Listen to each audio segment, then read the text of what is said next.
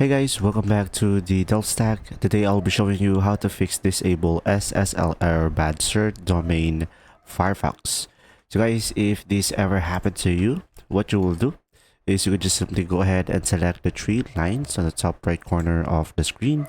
And then over here, you could just simply go ahead and go through your settings. So the first thing is use the search bar at the top and search for HTTPS.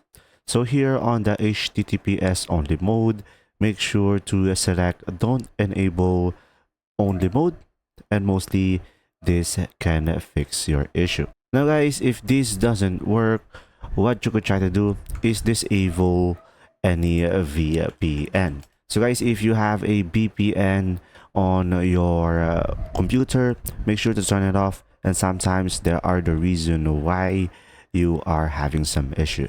Now another option, if that doesn't work, you could also try to go to the settings and go for the privacy and security. And here you can just simply scroll down and you will have an option over here, clear browsing data.